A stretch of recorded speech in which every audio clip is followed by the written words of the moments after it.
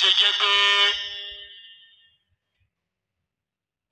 níbo lẹ ti rí Jehovah nínú èdè Hébérù? ètò wa lọ́mọ ni pé ó ṣe jẹ́ pé ibi chápítà 7 péré ló sọ̀rọ̀ nípa Jehovah káàrin nínú gbogbo ìwé tí Jésù sọ̀rọ̀ Jehovah láyé dọ́gbọ́n lóòótọ́ Jehovah Ọlọ́run ló yẹ ẹ̀bẹ̀ ṣe wí.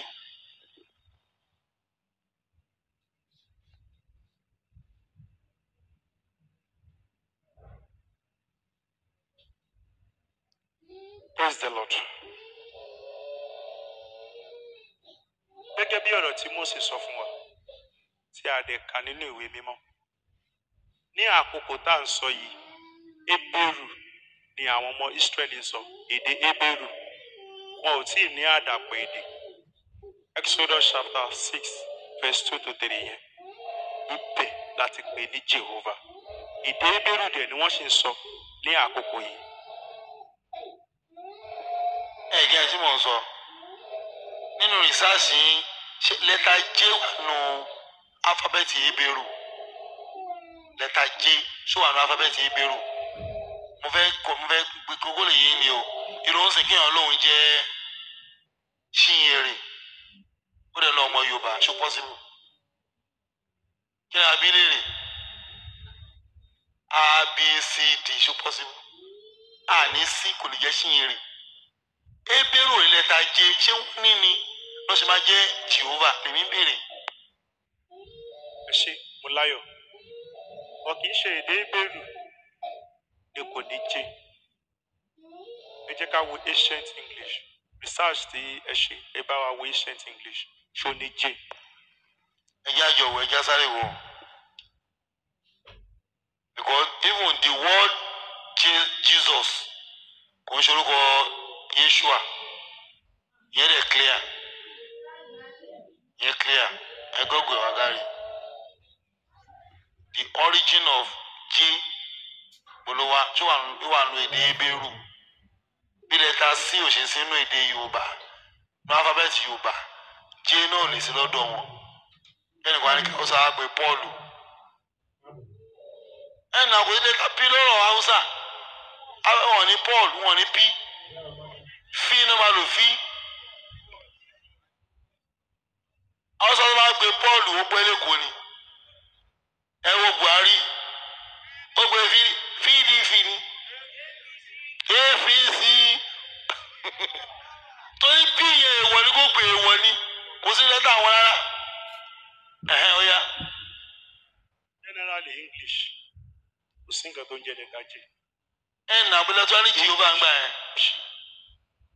Tá a bá sọ wípé torí kò sí lẹ́tà J ní ìgbà yẹn ni ò ṣe rí bẹ́ẹ̀. Bí wọ́n ṣe ń pè jáde J ló wà ń bẹ̀. Mósè ò lè pe J kò sínú alifábẹ́ẹ̀tì wọn. ọ̀rẹ́pọ̀ náà sí ẹ̀. ẹ̀gbọ́n tí mo sọ fún àpẹẹrẹ ẹ̀sìn àwọn Haúsá wọn ní P.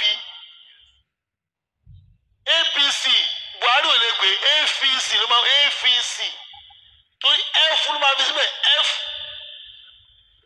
nínú Arabic kò sí P kò tó pè Palestine Flostin ni F ni kò sí P nínú Arabic kò sí alif bá ta sa pa kò tó jọ kò sí P mbẹ so ẹ̀ ní kí lábá máa jẹ́ Pọ́ọ̀lù àbí Peter láéláé ṣẹ́gẹ́ sí mi bákan náà ló ṣe sí lẹ́tà P nínú lẹ́tà J nínú Hébérù sòkòrèsé tó ń jẹ́ Jehovah láéláé. Ṣé èdè èèyàn ṣó wá lè yí orúkọ Ọlọ́run padà? Ẹ ṣeun nígbà tí wọ́n ń translate Bíbélì ni wọ́n fi J sí lẹ́sẹ̀ ní Jeremiah wọ́n gbé láti Hebrew lọ sí Greek ni from Greek to Latin Latin to English English to Yorùbá. Ìtọ́jú alálẹ̀ ògbó kínní nìyẹn. Ṣé wàá túmọ̀ sí pé kì í ṣe Jehovah gangan lórúkọ ẹni? Jehovah kọ́ ló ń jẹ́. Kò Jehovah kọ́ ló ń jẹ́. Ẹ bèrè béèrè Jehovah kọ́ ló ń jẹ́. Kí ni béèrè tí àti clear yẹn ló mọ Jehovah? Ìbéèrè mi, ẹni kò sí nǹkan tí wọ́n ń ṣe ní church tó wà ní Bible. tó wà ní Bible. Ṣé ẹ lè dárúkọ? Ẹ ṣeun. Káàdì yóò gbàdúrà kò lè rí ẹ wá. One. Ẹ dáhùn yẹn náà ṣó wà. ká díjú gbàdúrà ṣó wà olówó àrùn bíbélì. ẹ̀bùrú wà. mo fẹ́ dáhùn báyìí pé láti gba àdúrà sí ọ̀dọ̀ Ọlọ́run ọ̀ranyàn ni pé kó o yajú lẹ̀ kó o tó lè gbà á. àbí Ọlọ́run sọ pé tó o bá díjú lèèyàn á gbà á. àbí Ọlọ́run ní téèyàn bá dọ̀bálẹ̀ lèèyàn tó lè gba àdúrà. ọpọlọ sí i nìyẹn mo ní kò sí tẹ̀sí ní bí ṣọ́ọ̀ṣì wà ní báíbù mo lè rí àkàdì kí ni bíbélì mo béèrè ni. wípé ká díjú gbàdúrà. mo lè rí wa. bí bíbélì ò bá sọ pé ká díjú gbàdúrà. kò sí bẹ́ẹ̀ yẹn. no ẹ lè conclude. ok. bí bíbélì ò bá sọ pé ká díjú gbàdúrà. ok. Ọlọ́run ní ká lọ gbàdúrà ń sẹ̀ lómi náà. so ibi tí àdúrà bá ti bá wa lèèyàn gbọ́dọ̀ ti gbàdúrà. àníṣe àìdí àtìyín nìyẹn. no kì í ṣe àìdí àtìyín. ẹgbẹ́ ẹgbẹ́ tí mo wí ni mo ní kò sí ohun tẹ́ ẹ̀ ṣe ní chọ́ọ̀chì tí báíbù fọwọ́ sí. never. ni mo ṣe sọ̀rọ̀ ìdíjú. never. ìyẹn kan. ká lọ ṣọ́ọ̀ṣì jọ Sunday mo lè rí ọ̀nà báíbù. lílọ church ọjọ́ Sunday. mo lè rí wa. ìsọtẹ́lẹ̀ Ọlọ́run ló ṣe lórí ẹ̀. níbo.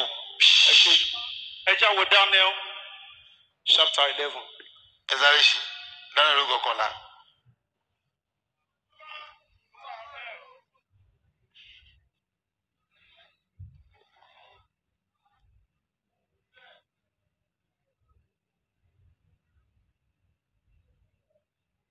ṣé ti wà ń bẹ̀ sà? Láti verse 31. láti verse 31. Okay. Daniel. Daniel chapter 11 verse 31. Agbára ogun yóò sì dúró ní apá tirẹ̀. apá tirẹ̀. Apá tirẹ̀. Wọ́n ó sì sọ ibi mímọ́ àní ìlú olóbì náà di àìmọ́. Wọ́n ó sì mú ẹbọ ojoojúmọ́ kúrò. Wọ́n ó sì gbé ìríra ìṣọdahoro ní ìkalẹ̀. Àti irú àwọn tí ń ṣe búburú sí májẹ̀mú ni. ẹ ṣe tabaníkàkà ọ̀rọ̀ yẹn gùn bọ́ ẹ jẹ́ ń brief ẹ̀. ẹni tí wọ́n ń sọ nípa ẹ̀ níbí is Constantine the Great. Constantine the Great. òun ló pípa àwọn Kristẹni tó ń pa wọ́n nígbà yẹn. ìgbà tó di pé Ọlọ́run gba oyè rẹ̀ pàdé tó gba ẹ̀sìn yẹn àwọn ni wọ́n yí ọ̀pọ̀lọpọ̀ nǹkan yẹn padà. so pẹ̀lú àsọtẹ́lẹ̀ tó wà níbí ìpinnu Ọlọ́run ni tí ẹnikẹ́ni ò lè yí padà. báwo ló jọ Sunday. sẹ́dáka ìwé mímọ́ ẹ̀ka ó ní agbára ogun yóò sì dúró ní apá tirẹ̀. wọ́n sì sọ ibi mímọ́ àní ìlú olódi náà di àìmọ́. wọ́n sì mú ẹbọ ojoojúmọ́ kúrò. ibo ni ẹgbọ́n tó sọ ibi mímọ́ ibo ni ibi mímọ́. jọ Sunday. ẹni sùúrù ẹ try to understand. ibo ni ibi mímọ́. ṣebí ilé ìjọsìn Ọlọ́run ni ìjọ ọlọ́dẹ ń ṣèpàdé ṣebí Sabbath day ni tó jẹ́ Saturday. mo wá sọ fún wa pé ìsọtẹ́lẹ̀ Ọlọ́run ló bí nǹkan tí wàhálà fi ṣẹlẹ̀ tí wọ́n fi ń ṣe ìsìn ní Sunday. Ìlú olódì náà di àìmọ́. Wọn yóò sì mú ẹbọ ojoojúmọ́ kúrò. Wọ́n ó sì gbé ìríra ìṣọdahoro ìkalẹ̀. sẹ́rí ẹ̀kọ́fẹ́ there are many things tí wọ́n fi sí Christianity. ẹ ṣe sọ̀rọ̀ tí wọ́n fi sí Christianity ẹ ṣe tí o sì máa bù tó yẹn jẹ́ o. pé kì í ṣe ìlànà Ọlọ́run. that is it. ẹni sùúrù ṣùgbọ́n Bíbélì wa ti jẹ́ ká mọ̀ pé gbogbo nǹkan yẹn máa ṣẹlẹ̀. so ojú àwa lójú tó bá ṣẹlẹ̀. so èyí tó ṣe àná ilẹ̀ wa ń tẹ̀lé. sá èyí tó ṣe àná ilẹ̀ ń tẹ̀lé. èwo ni. ká lọ sóyún Sunday. ká lọ sọ́ọ̀tì lọ́yọ̀ Sunday. ṣé ìlànà Ọlọ́run ni. mo ẹ̀ka nǹkan tá a sọ ń bì. èmo ti gẹ́ẹ̀sì ibi tó ń lọ àsọtẹ́lẹ̀ ni pé àwọn kèfèrí ọmọdé wọ́n á yí làwọn náà padà sí Sunday. Kò sí Sunday ìlú àwọn ní ìsìn Sunday ò sí mẹ́ o àwọn náà yí sí o wọ́n fi kún ni wọ́n ti jẹ́wọ́ wọ́n fi kún abẹ́kọ̀ kò lápò ọ̀lẹ̀ kèfèrí ni wọ́n gbà bẹ́ẹ̀. ó tún kù. ẹni tó yí sí ló yẹ ká sọ nípa ẹ̀ náà. ẹ̀yin náà yẹ ẹ̀yin kọ́ rude èmi ti prove ẹ̀ níbà yìí. ẹ̀yin ṣe máa tẹ̀lé ṣé ẹ kẹ́yìn tẹ̀lé irú ẹ̀ ti prove ẹ̀ níbà yìí. ẹ̀gbọ́n mi yé as an evangelist ṣé ẹ kẹ́yìn tẹ̀lé irú ẹ̀. ẹ ṣe ibo ló wà nínú ìwé mímọ́ Ọlọ́run yan Sabbath day fún àwọn Yehudi àwọn Júù pé ẹ máa sin èmi Ọlọ́run ó ní Mùsùlùmí ti rí Friday. ẹni sùúrù inú Bíbélì dẹ ti máa dáhùn ẹ̀. ẹ jẹ́ adákẹ́ ẹ máa gbọ́ Bíbélì dẹ ti máa dáhùn ẹ̀. wọ́n fẹ́ ṣàbòsí nìyẹn. no kì í ṣàbòsí. ọjọ́ adáwòsí kì í ṣàbòsí. ẹ jọ ǹjẹ́ mi mo sọ pé ìtúbí ọ̀rọ̀ yìí ni pé ní gbogbo tẹ́ ẹ ṣe ń ṣọ́ọ̀ṣì Bíbélì ò fọwọ́ sí. àsọtẹ́lẹ̀ tó wá ṣe yìí kọ́. jẹ́kẹ́ ń sọ ni pé ìta ṣe mọ́ṣáláṣí pẹ̀lú ẹnu Kùránì wa. Wọ́n ti bẹ̀rẹ̀ náà. hàn tí ìbéèrè wọn ìbéèrè ẹ wá ní kí ẹ múrù jímọ̀ àánú bíbélì àbòsí nìyẹn àbòsí nìyẹn ẹgbẹ́ yà wọ̀ sí àbòsí. ẹja lọ bẹ́ẹ̀ ni. Muhammadu ò tí ì dé inú bí àbòsí ní bíbélì tó ti dé. kò tí ì dé. aṣọ ara ní kí wọ́n mú ìwà ní bíbélì àbòsí nìyẹn náà. ẹja jẹ́ ti Kùránì. Sunday yẹn wọ́n fi kún ni ẹjẹ́ amúrò jímọ̀ àánú Kùránì. ẹ lọ sọ́ọ̀tù jùmọ̀ odidi súrà ni. Quran chapter 62 verse 9. Ó yẹ àgbà. ẹ̀yin onígbàgbọ́ òdodo. Ẹ̀rọ wọn lódodo. nígbà tí wọ́n bá ti pe ìrun ní ọjọ́ Jímọ̀. Ọ̀dà kan pọ́nyọ́pọ́nyọ́ ní kó sọ́jọ́ Sunday. ẹ yára Ọ̀dà ni ẹ̀yà. lọ síbi ìrántí Ọlọ́run. Ẹ lọ kírun o. ẹ fi títà rírà sílẹ̀. Olè. Ṣẹ́gun clear. èyí ni ó dára fún yín. Mo ń bọ̀. mo ní ìbéèrè lórí bẹ́ẹ̀. Mo tiẹ̀ ṣe ń bọ̀ ló ẹ̀yin lè ń gbèrè lọ́ọ̀ mi ẹ̀yin lè ṣe gbèrè lọ́ọ̀ mi sìn pé èmi ń gbèrè lọ́ọ̀ yín pé ẹ̀yin ń gbèrè lọ́ọ̀ mi pé Sunday. mo ní ọ sọ pé kò sí ohun tẹ̀ ń ṣe ń ṣọ́ọ̀ṣì tó lákọ̀ọ́ ìrìn bíbélì ni mo sọ. bẹ́ẹ̀ni. Ẹ wá ní òkè bí èèwo mo wá ń là á mo yan lẹ́yìn kọ̀ọ̀kan méjì mo sì mú wá. a sì ti rí pé kò sí bẹ́ẹ̀. ṣé èmi kankan ẹ fi kún. ìṣọ́ òru tẹ́ ẹ lọ bolẹ̀ rí ẹ̀wà ní báyìí. ẹ ṣe. ẹja lọ bẹ́ẹ̀ ni.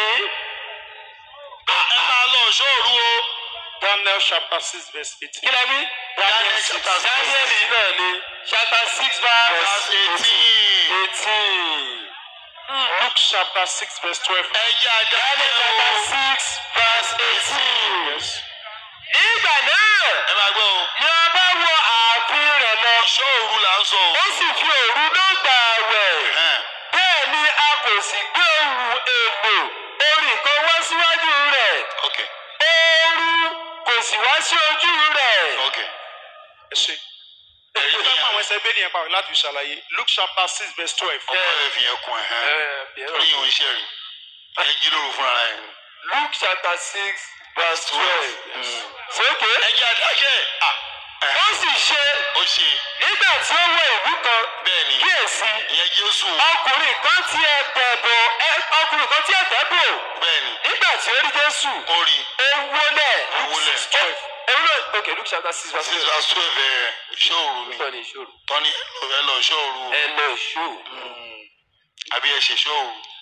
ó sì ṣe ó sì ṣe. ní ìjọ wọn nì. bẹ́ẹ̀ ni ó lọ sí orí òkè. bẹ́ẹ̀ ni ó lọ gbàdúrà. bẹ́ẹ̀ ni ó sì fi gbogbo òru náà gbàdúrà sí bẹ́ẹ̀ Ọlọ́run. ni ẹ ṣe. ẹ̀rí yín nìyà iṣẹ́ òru. ṣẹ́ẹ̀rí yín nìyà. máa dá yín lóhùn ẹ jẹ́ kí n ṣàlàyé kí là ń pè ní iṣẹ́ òru. káṣá ìsúnmọ́jú ni. nǹkan tá à ń pè ní iṣẹ́ òru nínú ìwé mímọ́. ẹ̀ ṣíṣe ní ṣọ́ọ̀ṣì tá à ń ṣe bíbélì ò lòdì sí. ta ló pa yín láṣẹ. ẹ ṣe. búlà ṣe ẹ wà nìyí ń béèrè. mo láyọ̀. búlà ṣe ẹ wà. ẹ ṣe. nǹkan tí ká wò lélẹ̀. ẹja ṣe ìbéèrè sọ fún wa ẹjọ ń nínú bọ̀ rẹ̀ jẹ́ kí n ṣàlàyé. ẹyin náà ń bọ̀ fẹ́. ó ní ẹ máa gbàdúrà àní mò ń bọ̀. láì sinmi Mo ń àti bọ̀. láì sàárẹ̀. mò ń bọ̀ mò ń àbí bọ̀. bẹ́ẹ̀ kọ́. àní mò ń bọ̀. ẹ nù nù mò ń bọ̀ sẹ́ mò ń bọ̀ ẹ jẹ́ mú ẹ ti béèrè kó lè fún yé yín ni kó lè yé yín ni bá mi lọ Quran 70:79. àti pé ẹ máa gbọ́ o ní òru ní òru ẹ fi ṣe àìsùn. ọlọ́ọ̀lẹ́yìn mùsùlùmí ẹ dìde ẹ ṣe àìsùn. èyí jẹ́ àfikún iṣẹ́ fún ṣé bá ṣe ni bó la ṣe yẹn wà kẹ́yìn ṣerú ẹ̀. tí a ò bá sọ pé bóyá àṣẹ wà Bẹ́ẹ̀, nígbà tí bẹ́ẹ̀, Kristi ń kó àwọn ọmọ ẹ̀yìn ẹ̀ ṣé kò fi ṣẹ́ òru kọ́ wọn. níbo ló ti kọ́ wọn ó yẹ mẹ́rin wà tó fi kọ́ wọn. ká mẹ́rin ẹ̀ wá. tó fi kọ́ wọn ìṣòro kọ́ wọn. ìgbà tí Kristi tó lọ orí òkè lọ gbàdúrà nígbà tí àkókò ìsìnkú ẹ̀ súnmọ́ ìdílé. tó fi ìṣòro kọ́ wọn. ó fi ṣẹ́ òru kọ́ wọn. ẹ̀rí ẹ̀rọ ẹ ṣe. ní pé báyìí ni kí ẹ ṣe máa ṣe ìṣòro. báyìí ẹ máa ṣe ìṣòro àbí ìtumọ̀ ẹ̀kọ́ nìyẹn. mọ̀ ń sọ ṣẹ́rí mímí ní ṣọ́ọ̀rù èèyàn yọ ohun sọ́tọ̀ láti fi gbàdúrà. ṣẹ́rẹ́ mi ẹ ti máa wo fídíò mi dáadáa irun tẹ́ ẹ̀ bá lé rẹ̀ má sọ wájú mi. níbo ẹ sọ pé ó fi ìṣòro kọ́ wọn kò lè rí ẹ wà. tó ti fi ń kọ́ wọn báyìí bẹ́ẹ̀ ṣe máa ṣe bẹ́ẹ̀ ṣe ìṣòro. òru rẹ o ẹ máa jó ẹ máa yọ̀ mọ́jú àtàtẹ́wọ́. ó kọ́ ọ bá ti ń gbàdúrà báyìí ni kí ẹ ṣe gbàdúrà. ẹgbẹ́ ó kọ́ wọn yẹn bẹ́ẹ̀ ṣe máa ṣe ìṣòro àwẹ̀wò ẹ̀kọ́. ìyẹn la fẹ́ wù nísìnyí.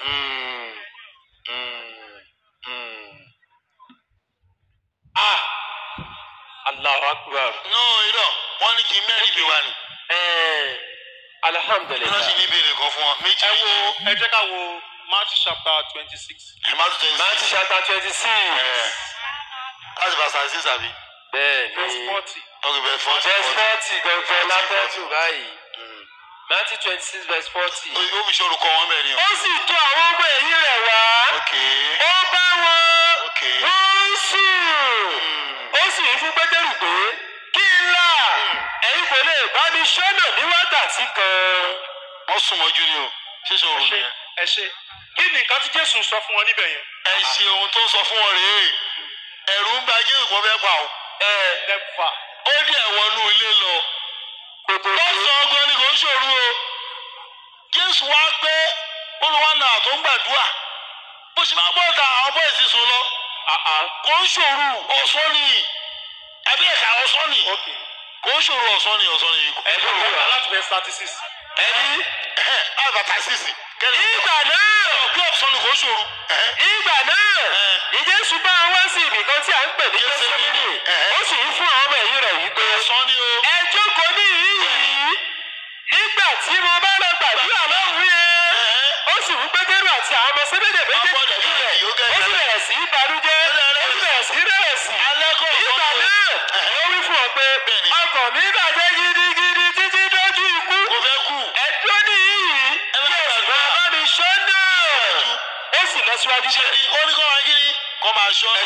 ẹ ṣe ìṣọ́ orúkọ o. ẹ ṣe ẹ ní sùúrù. ọ̀sán ni o. sísọ́nà tí Kristi sọ pé ká máa ṣọ́nà yẹn kí ni ìtumọ̀ rẹ̀. ọ̀tọ̀ ní kéèyàn ka Bíbélì. ẹ ṣe ọ̀tọ̀ ní kéèyàn mọ ìtumọ̀ ẹ Bíbélì. ṣe òun rèé Jésù mọ̀ kàn fẹ́ wá pa òun. wọ́n á ní ẹ máa ṣàfófó o ẹ máa ṣọ́nà o. ìtú fi bí mi yẹn pé ẹ ń sún ẹ gbádùn ní. security conscious. kẹ́ni ọ̀ pé nítorí sọ nìyẹn pé 40 yẹn ká fọ́sọ́ 42 ẹ máa yẹ. ẹ ní sùúrù. Bọ̀dú à ń sọ yí pé ẹ máa ṣọ́nà. àgbẹjọ́ kẹjọ. Kí ẹ sì máa gbàdúrà. tó bá ṣe kí ni. Kí èyí kí ó má bàa sọ bó ṣe inú ìdẹ́wò. Sóòótọ́ ni èmi fi. ẹ ní sùúrù. tí ẹ̀rù bá ń ba Jésù onípèèdè tó wà ní verse 53 o. kí ló wí. wọ́n ní ìwọ ṣe bí èmi kò lè pépè bàbá òun ìbá sì fún mi ní lígíọ̀nì 12 áńgẹ́lì 12 lọ lójú kan náà yìí láti ṣe kìíní. ẹ̀rù bá bá ẹ ṣí John chapter 11. ẹ̀rù ò lè bá. ẹ ṣí ẹ ṣí John 53. Chapter 11 verse 53. ẹ̀rù ọba dání ọmọdé ó lè bẹ̀rẹ̀ ẹ̀rù ọba rí. Ọmọ ọdún yẹn ẹ̀rù bá. ó yá 53 John 11. Nítorí náà. ó yẹ ọjọ́ ká. Ok. Ẹ yà àtàjà ni. ẹ yẹ kọ́ka kí ló wí. nítorí náà wọ́n ní kò bẹ̀rù ni ẹ̀hẹ́. láti ọjọ́ náà lọ bẹ́ẹ̀ni. wọ́n ti jọ gbìmọ̀pọ̀ láti pa. nítorí náà Jésù kò rìn ní gbangba láàrin àwọn Júù mọ́ ṣùgbọ́n ó ti bẹ̀ lọ sí ìgbèríko kan ó súnmọ́ aginjù sí ìlú ńlá tí a ń pè ní Éfrémù níbẹ̀ ni ó sì wà pẹ̀lú àwọn ọmọ ẹ̀yìn kí ló lọ ṣe bẹ́ẹ̀. ẹ ṣe ẹgbẹ́ ọ̀rọ̀ tí ó wà nínú ìwé Mátíù. ẹ wọ́n kò bẹ̀rù. ẹ jẹ́ sọ̀kọ́ fún ẹ yín. jẹ́ àdá ẹjọ́. Ẹgbẹ́ ọlọ́dún èmi ìbéèrè iṣẹ́ tàbí èdè ìgbé báyìí. ẹ̀rí nǹkan tí ẹ Jésù máa ṣe ń wò yẹra tí eléyìí dùn lọ. nǹkan tí Jésù ṣe ń yẹra fún àwọn tá à ń sọ yìí. ẹ máa gbọ́. Kristi ò fẹ́ jẹ́ kí ẹ̀mí ẹnikẹ́ni bọ́ lọ́wọ́ òun. àwọn tó wá Jésù ò lè dá Jésù. kí ló wí sí i. àwọn tó ẹni sọ̀rọ̀ ẹgbẹ́ ìwé yẹn yẹn o. Kristo ṣe kí ni. Jésù ò bẹ̀rù ẹnikẹ́ni. ókè ṣẹlẹ̀. àwọn tó fẹ́ mú Jésù ṣé wọ́n lè dá mú Jésù. wọ́n lè mú. wọ́n lè mú dáadáa. ẹja kan Mátíù. ìwé Mátíù yẹn náà ni. wọ́n mú èyí ká. ẹni sùúrù ẹni sùúrù. ẹ máa wò ó ti yín o wa ẹ ń gbé ẹ ń sábẹ́ ẹ ń gbọ́ gan. ìdè wa ló wá ṣe resume níná ó yẹ kó dùn báyìí náà. Ìdè tán. ẹ kó ti gbóṣù kan àti ọ̀sẹ̀ kan. Àfihàn ṣíde ni. ìgbà wọn ṣì dé ni. náà Mátíù. wọ́n ní sọ́ni mú Jésù. ọ̀ ẹ̀ dábòtà ni èèyàn kan ni. Ara ya. wọ́n mú ó ya. Ara ó lè ya. ya tó ayé gbà mú. Wọ́n tún ṣọ́ mú. àwọn sọmọ ò ní sọmọ kẹ. báyìí fún nìkan ṣàkúṣàkú nìwé yẹn. tọ́ awi lọ báyìí awi padà báyìí. náà ìmọ̀ àwọ̀ ọ̀tí kò tiẹ̀ nà ọba kàkà tó kò tiẹ̀. Àkọ́kọ́ rẹ̀ máa pé Mátíù.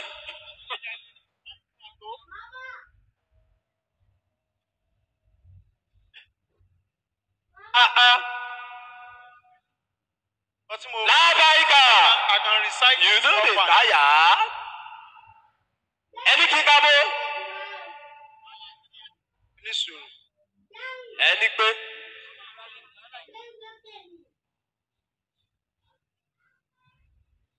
ẹni pé Mo ń bọ̀. mo lè fẹ́ lọ bí abẹ́rẹ́ rántí ibi tó wà.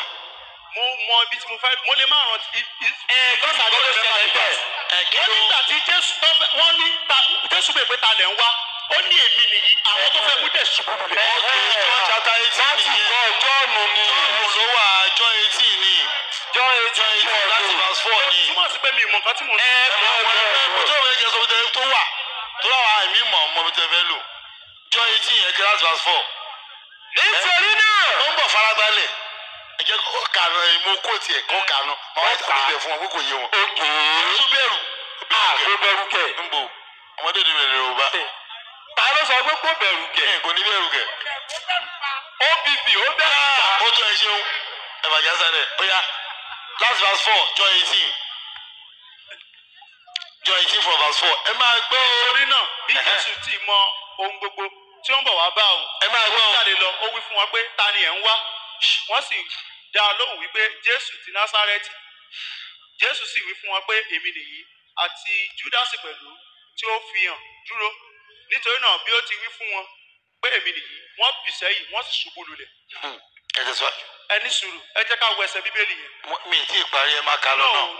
Ṣé bẹ́ẹ̀ mi ni mo sọ pé Jésù ò bẹ̀rù? Ẹ tí ì kà dé ibi tí mo fẹ́ kẹ́ kà dé. Okay. Nítorí náà ó tún bi wọ́n léèrè wípé ta ni Ta ni ẹ̀ ẹ̀ ń ń wá. wá? Wọ́n wípé Jésù ti Násárẹ́tì. Jésù ni. Jésù dáhùn pé mo ti wí fún yín pé èmi nìyí. Ǹjẹ́ bí èmi bá ní ẹ̀yin wá, ẹ jẹ́ kí àwọn wọ̀nyí máa lọ. Ṣeun. Kí ni a fẹ́ lọ mẹ́rin sìn? Ẹ ṣe. Tí Kristi bá ń bẹ̀rù wọn, mo ní Jésù ò lè bẹ̀rù wọn. Torí pé agbára tó wà lára Kristi, ó ṣe agbára téèyàn fi lè máa bẹ̀rù. Àwọn tó rí Jésù tó ní èmi nìyí tí wọ́n ṣubú lulẹ̀. Ṣeun. Tí Kristi tún sọ pé ṣe bẹ́ẹ̀ ilẹ̀ ń wá èmi nìyí. Ìbéèrè mi ni pé tán, wọ́n rí Kristi wọ́n ṣubú, kí ni tó gbé wọn ṣubú? Ẹ ṣeun agbára yẹn pọ̀. Irú bẹ̀ yẹn sìn. Yes. Wọn ò dá Jésù mọ̀. Yes. Wọ́n wá bèèrè pé ta ni Jésù láàrin yín. Jésù ní èmi nìyí. Ló gbé wọn ṣubú. Máa mọ tó gbé wọn gbọ́n ṣùgbọ́n ẹ máa mọ̀ nísìn. Ó lè mi nìyí. Ó túmọ̀ sí pé Jésù ló fira ẹ̀ hàn fáwọn tí ó mu àbí. Yes. Kí wọ́n lè ṣe Júdásì. Nǹkan tèmi sọ fún yín òun lélẹ̀. Mo ní pé ìgbà tí wọ́n ní Jésù tí Jésù lémi nìyí, ẹni Jésù ń bẹ̀rù ń sá fún wọn. Gbà tó wá fara ẹ pé mi nìyí, kí ló dé tí wọ́n ṣubú lulẹ̀? Ìbéèrè ni pé kí wọ́n lè ṣe Júdásì. Kí lè ṣe sí Jésù. Ṣọ́ọ̀mù lẹ́ẹ̀mejì ni. Torí kò wọ́n ti fi kíní kan wá sí pé Jésù ló fira ẹ̀ hàn àwọn tó mú. Wọ́n lè ṣubú lẹ̀. Mẹ́rin ìgbọ́ tí mò ń sọ, mo fẹ́ fi pé kì í ṣe pé ó bẹ̀rù lóye ṣubú o. Àní kò bẹ̀rù sẹ́ẹ̀. Ẹ ti dá mi lóhùn. Mo ń bọ̀ ẹ̀gbọ́n tí mò ń sọ. Èmi fẹ́ dáhùn question yìí ni sẹ́ẹ̀, mẹ́kẹ́ ká kọ̀ọ̀kan sí. Ẹ wá rí pé ó bẹ̀rù ní. Ó lè bẹ̀rù. Ẹ ṣí máa chapter 14. Ẹ dáhùn ibi tí mo sì sọ yẹn náà. Mo fẹ́ dáhùn ní sẹ́ẹ̀. Báwo ni máa dáhùn Bíbélì èmi kọ́? Okay. Mark 14. Ẹgbẹ́ láti bá 60. Verse 43 to 46. Ẹ máa gbọ́ o. Ṣé ẹ pé bàbá mẹ́mú Jésù ó ní èmi nìyí, wọ́n ṣubú ilẹ̀. Tó ẹrú bá wọn. Mark 14 láti 43. Ẹgbọ́n fọ́ fún ni. Bọ́n fọ́ ẹ máa gbọ́n sí. Ẹgbẹ́ wọn ni John yẹn pa. Wọ́n fọ́ fún rárá. Ó yá. Verse 3. Láti verse 43. Lójú kan náà, bí ó sì ti ń sọ lọ́wọ́, Ẹ máa gbọ́ o. jáde ọ̀kan nínú àwọn 12 àti ọ̀pọ̀ ènìyàn pẹ̀lú rẹ̀. Tí àwọn ti idà pẹ̀lú ọ̀gọ́ láti ọ̀dọ̀ Ọlọ́run, olórí àlùfáà àti àwọn akọ̀wé àti àwọn àgbààgbà wá. Ẹni tí ó ti fi àmì.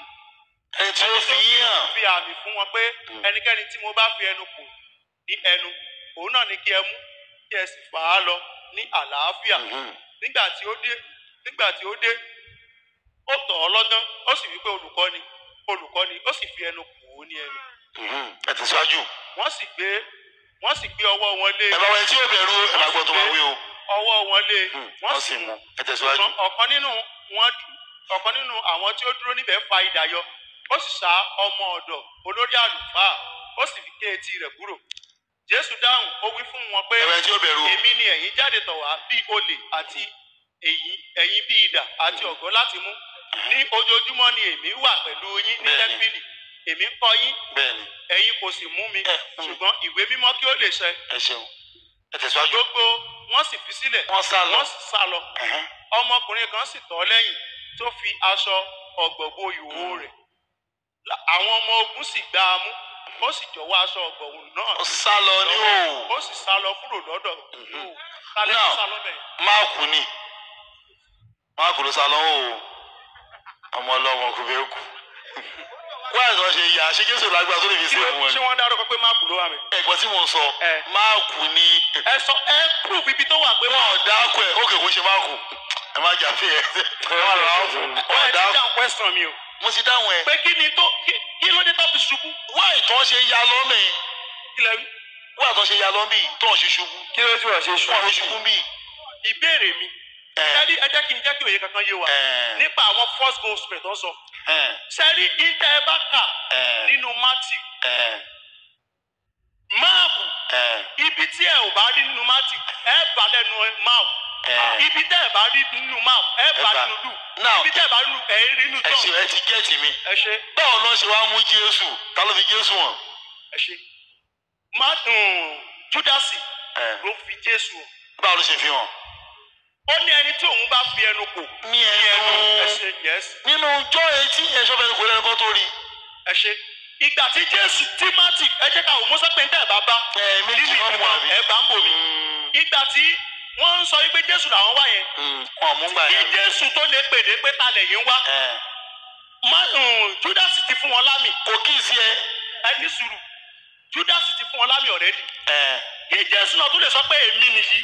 definitely Júdásì ti súnmọ́ ó ti kìí sẹ̀. definitely ṣé ìwà bẹ̀ definitely Júdásì súnmọ́. ẹjọ báwo ló ṣe yọ talẹ̀ ń wá Jamiu ẹ̀ máa gbọ́ talẹ̀ ń wá Jamiu èmi nìyí ṣé ilẹ̀ kìsì mi ni ṣojú ń dùn wọ́n ni. ẹ sà ẹ jẹ́ sọ nǹkan fún yín. lẹ́ẹ̀mejì ló bí wọ́n o. ẹ jẹ́ sọ nǹkan fún yín. talẹ̀ ń wá èmi ni wọ́n ṣubú. ẹni sùúrù ṣẹ́rí bíbélì ò takò ara wọn níbi tá a wà yìí.